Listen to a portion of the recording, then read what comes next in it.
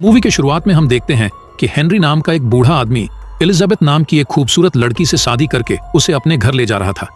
फिर कुछ देर बाद वो लोग घर पहुंच जाते हैं, जहां हेनरी अपने मेड क्लेयर और अपने अंधे बेटे ऑलिवर से मिलवाता है। उसके बाद वह दोनों डिनर करके अपने हनीमून को एंजॉय करते हैं। फिर अगले दिन हेनरी एलिजाबेथ को अपना पूरा घर दिखाता है, जहां हर एक सुविधाएं थी। तब एलिजाबेथ एक कमरे के बारे में उससे पूछती है, जिस पर वह बताता है कि तुम सभी कमरों में जा सकती हो, लेकिन सिर्फ इसे छोड़कर, क्योंकि ये मेरा सीक्रेट कमरा है, जिसे कहकर वह उससे रोमांस करने लगता है। अब रात में हेनरी एलिजाबेथ से कहता है कि अगली सुबह वह काम के लिए निकलने वाला है। फिर अगले दिन जब एलिजाबेथ सोकर उठती है, तब क्लेयर उससे कहती है कि तुम्हें कुछ भी चाहिए तो मुझे बता देना।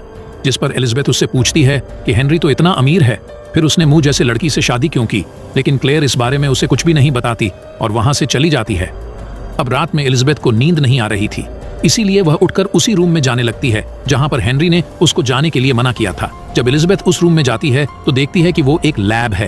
तभी वो गलती से एक बटन दबा देती है, जिससे एक चैम्बर बाहर निकलता है और वहां उसे एक लड़की दिखाई देती है जो उसकी तरह ही दिख रही थी, जिसे देखकर एलिजाबेथ काफी डर जाती है और भागते हुए अपने रूम में चली जाती है, जहां गलती से उसकी उंगली कट जाती है।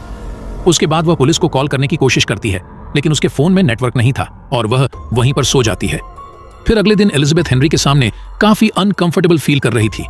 तभी हेनरी उसके कटे हुए उंगली को देखकर पूछता है कि ये कैसे हुआ, जिस पर वह बताती है कि ये बस एक एक्सीडेंट है। लेकिन हेनरी को कुछ गड़बड़ लग रही थी। उसके बाद रात में वह दोनों सोने चले जाते हैं। फिर आधी रात में हेनरी बिस्तर से उठकर बाहर जाने लगता है, जिसे देखकर एलिजाबेथ भी उसका पीछा करने लगती है। लेकिन तभी हेनरी उसके सामने आ जाता है। दरअसल उसको पता चल गया था कि एलिजाबेथ उस रूम में गई थी, इसीलिए वह उसको मारने के लिए एक हथियार उठाता है, जिसे देखकर एलिजाबेथ उस घर से भागने की कोशिश करती है। लेकिन उसका फिंगरप्रिंट काम नहीं कर रहा था, इसलिए एलिजाबेथ वहीं पर छुप जाती है। तभी हेनरी भी उसी रूम में आ जाता है, लेकिन वह एलिजाबेथ को नहीं ढूंढ पाता। फिर एलिजाबेथ वहां से बाहर आती है और एक हथियार उठा लेती है, लेकिन जब वह ऊपर जा रही थी तभी हेनरी उसे पकड़ लेता है और जान से मार डालता है। फिर अगले दिन वह क्लेयर और ऑलिवर के साथ मिलकर उसकी बॉडी को जमीन में दफना देता है, जिसके बाद वह तीनों बैठकर लंच करते हैं, जैसे कि कुछ हुआ ही ना हो। तभी क्लेयर हेनरी को अब ये सब छोड़ने के लिए कहती है, क्योंकि उसे ये सब ठीक नहीं लग रहा था। फिर कुछ दिन बाद हम देखते हैं कि हेनरी एलिजाबेथ के दूसरे क्लोन के साथ शादी करके उसे वैसे ही घर ले जाता है जैसे कि पहले हुआ था, और पहले की तरह ही हेनरी एलिजाबेथ को क्लेयर और ऑलिवर से मिलवाता है और उसे अपना पूरा घर दिखाता है, और साथ ही उसे उसी रूम में जाने से मना करता है जहां उसने पहले एलिजाबेथ को जाने से मना किया था। उसके बाद वह दोनों साथ में डिनर करते हैं। फिर रूम में जाकर इंटीमेट भी होते हैं, और सोने से पहले हेनरी एलिजाबेथ से कहता है कि कल उसे काम पर जाना है। अब एलिजाबेथ को नींद नहीं आ रही थी, इसीलिए वह वहां से उठकर किचन में जाने लगती है, जहां पर उसे क्लेयर मिलती है। तब वह क्लेयर हेनरी के बारे में पूछने लगती है, लेकिन क्लेयर उसे कुछ बता पाती। इससे पहले हेनरी वहां पर आ जाता है और एलिजाबेथ को अपने साथ रूम में ले जाता है। फिर अगले दिन एलिजाबेथ घर पर अकेले बोर हो जाती है, इसीलिए वो घूमते घूमते उसी रूम में चली जाती है जहां हेनरी ने उसे जाने के लिए मना किया था। तभी एलिजाबेथ को वहां पर उसकी एक क्लोन दिखाई देती है, जिसे देखकर वह डर जाती है और वहां से भाग जाती है। जिसके बाद हम देखते हैं कि एलिजाबेथ की क्लोन वहां से उठकर उसके पीछे जाने लगती है, और उधर एलिजाबेथ अपने रूम में जाकर सो जाती है। तभी उसका क्लोन वहां पर आती है और उसके कपड़े ऊपर उठाने लगती है। फिर अगली सुबह एलिजाबेथ देखती है कि उसके कपड़े ऊपर उठे हुए हैं।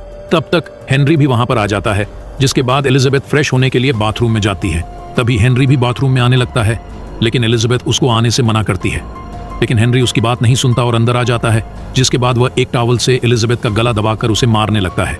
तभी एलिजाबेथ उसको किक मारकर वहां से भाग जाती है और दरवाजा खोलने की कोशिश करती है, लेकिन उसका फिंगरप्रिंट काम नहीं करता।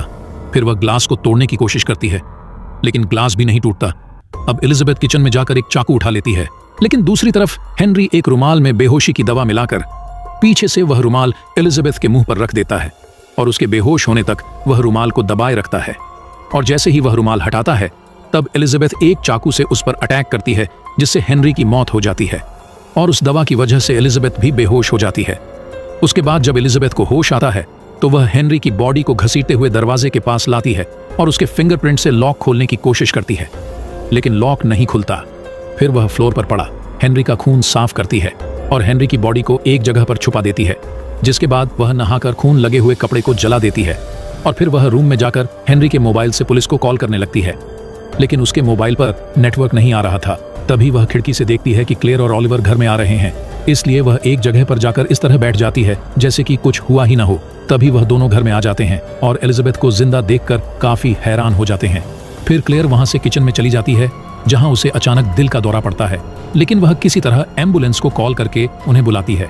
फिर कुछ देर बाद क्लेयर को हॉस्पिटल ले जाया जाता है और एलिजाबेथ भी वहां से निकलने लगती है, लेकिन तभी ऑलिवर उसे रोकता है और कहता है कि अगर तुम यहाँ से बाहर गई तो तुम्हें पुलिस से कोई नहीं बचा सकता।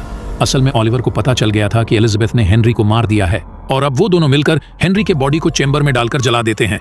उसके बाद ऑलिवर एलिजाबेथ को बताता है कि तुम एक क्लोन हो और हेनरी ने तुम्हारे जैसे 6 क्लोन बनाए थे, जिनमें से 4 को अब तक मार चुका है और तुम 5वीं हो।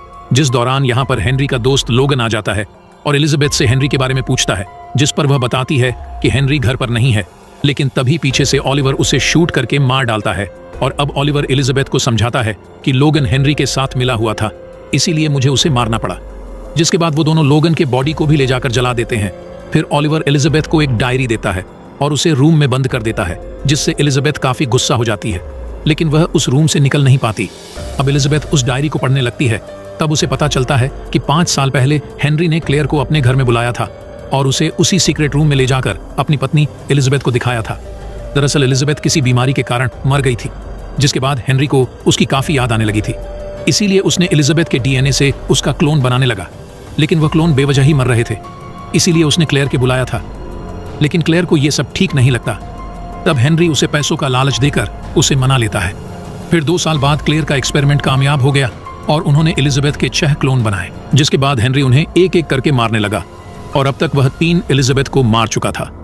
फिर इसी दौरान हम देखते हैं कि क्लेयर और हेनरी भी काफी करीब आ चुके थे और दोनों इंटीमेट भी होते हैं। लेकिन कुछ दिन बाद उन दोनों का ब्रेकअप हो जाता है, जिसके बाद क्लेयर हेनरी से पूछती है कि आखिर तुम ये एक्सपेरिमेंट बार बार क्यों कर रहे हो। जिस पर हेनरी बताता है कि मैं अपनी वेडिंग नाइट को बार बार जीना चाहता हूँ, जिसे सुनकर क्लेयर को काफी अजीब लगता है। और इसी दौरान हमें पता चलता है कि ऑलिवर हेनरी का बेटा नहीं बल्कि खुद हेनरी का एक क्लोन है, क्योंकि हेनरी जानता था कि वह बूढ़ा हो रहा है और वह किसी भी वक्त मर सकता है।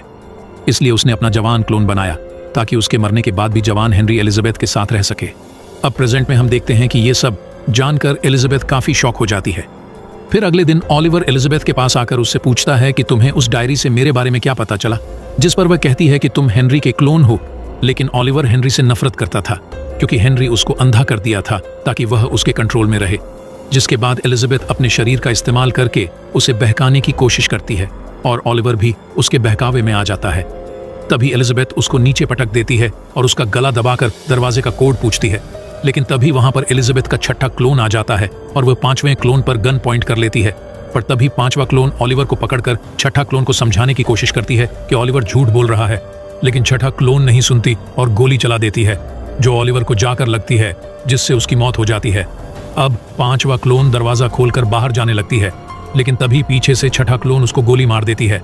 अब मरने से पहले एलिजाबेथ उसे वो डायरी पढ़ने को कहती है। जब आखिरी एलिजाबेथ उस डायरी को पढ़ती है तो उसे भी सब कुछ पता चल जाता है। अब वहां पर क्लेयर भी ठीक होकर आ जाती है, जिसके बाद एलिजाबेथ क्लेयर को वह डायरी देकर वहां से आजाद होकर चली जाती है। और इसी के साथ ये मूवी यहीं पर खत्म हो जाती है।